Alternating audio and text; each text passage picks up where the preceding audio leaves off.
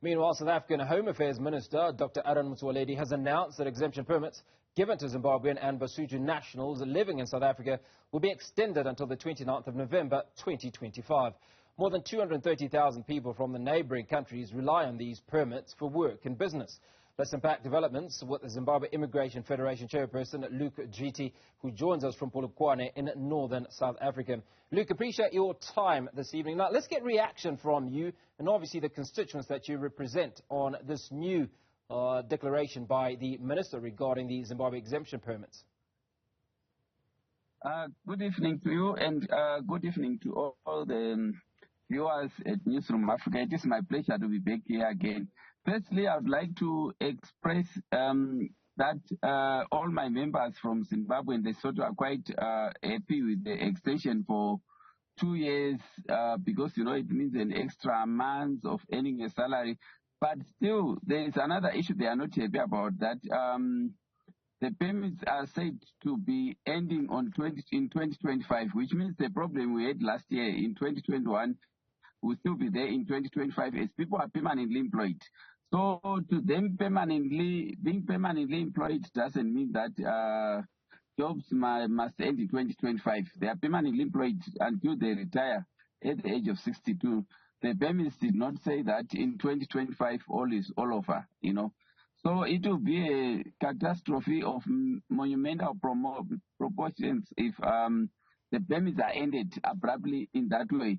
We've got a lot of ZTP holders. You see, if you scroll back to year 2009 when this ZTP started, there were no conditions at all. There were no conditions that said in 2021 or 2025 the permits to come to an end. There were no such conditions. The Home Affairs said we will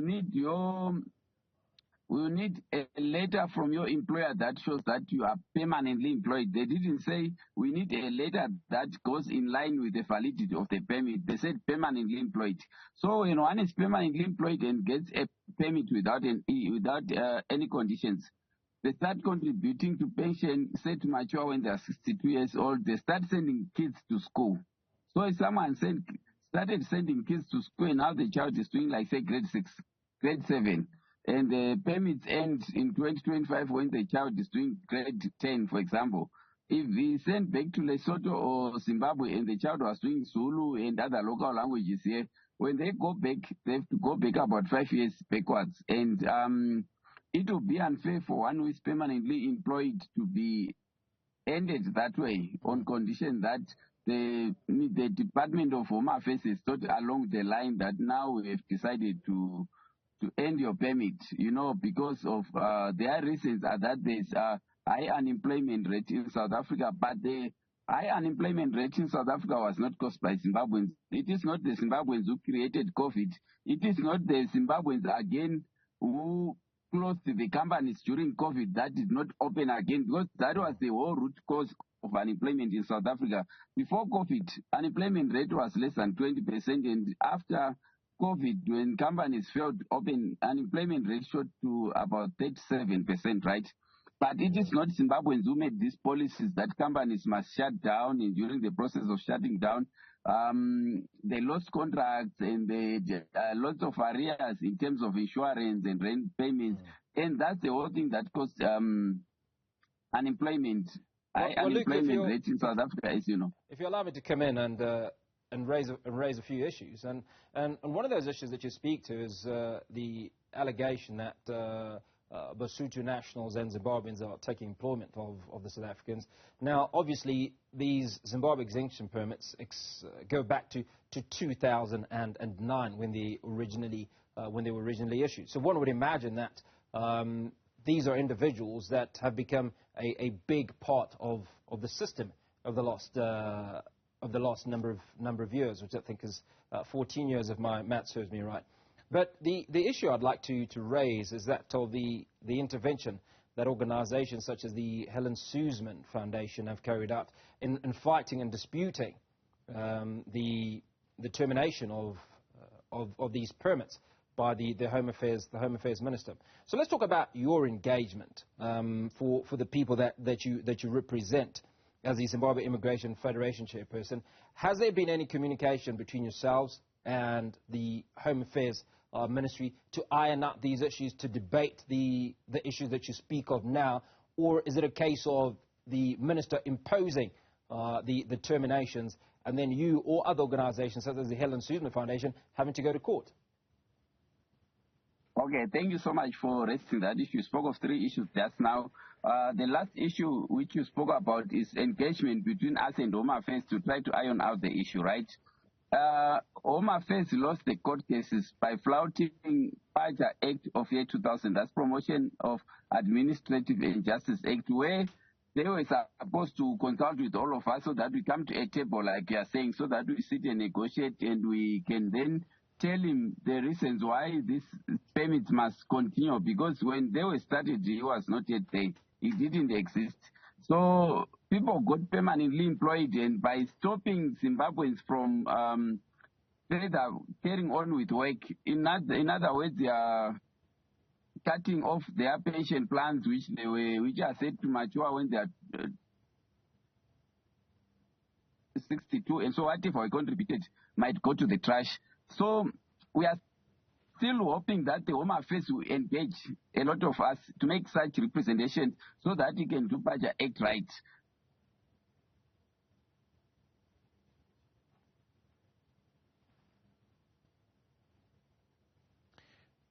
All right, we're going to carry on that conversation. We're speaking to Luke Dzviti, who's the Zimbabwe Immigration Federation chairperson.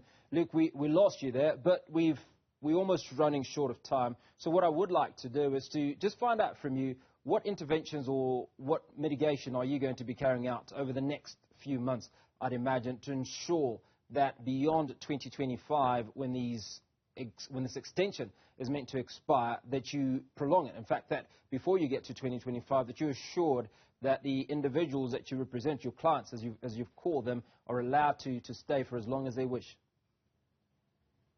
Okay, thank you so much. In the next 2 years, like as you know, we won our Part A court case. We still have until 28 June 2024 to launch our Part B. Our Part B is to more like discuss an issue to continue to have the permits continued beyond 2025. That's why at one time I was saying these permits we might likely have to apply for permanent residence, right, to get permanent residence, because Zimbabwe exemption permit holders, as you know, they've been legal from year 2009, and now it's about 14 years of being legal. So they qualify for permanent residence. Because in any country on earth, and if someone has lived legally in the country for 5 continuous years, they still get, they are still able to get to be granted permanent residence. But the minister will say, oh, this permits were 4 years, 4 years. But if you look at those getting permanent residence, now at one time they had 4 years visa.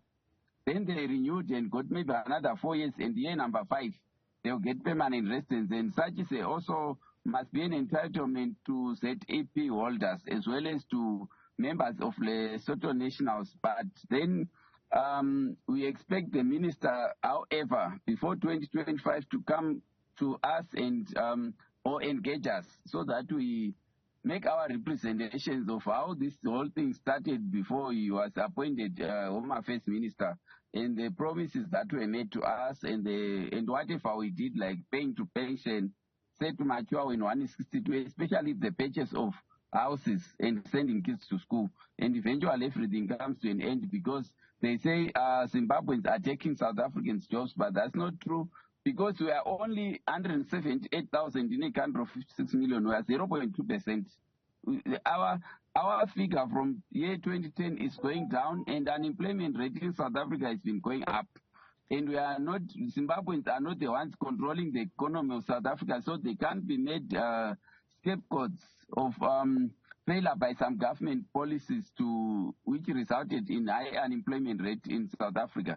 So those are some of the representations we really would want to make, and sit with him and tell him we are now less than 100,000 if I'm not mistaken, because some of the ZDP holders might have left for United Kingdom, some went to Australia, some could have gone back to Zimbabwe. But lately we have been facing a lot of problems, because the minister will say, okay, for the next 2 years, your permit is valid. But you go to the traffic department, they'll tell you you are an illegal immigrant. You do not have a visa.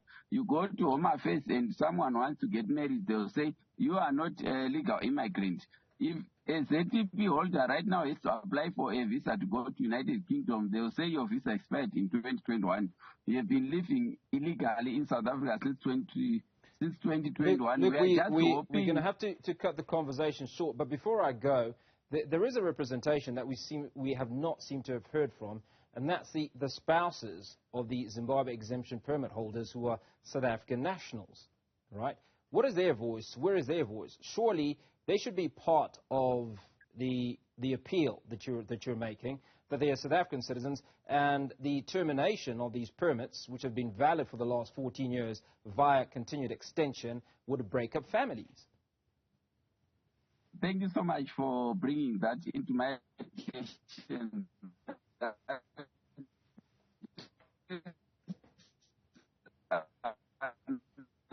Okay, we seem to have lost Luke again, but appreciate him making the time. And that was Luke Dzviti, who is the Zimbabwe Immigration Federation chairperson, speaking to us about the extension of the Zimbabwe exemption permits.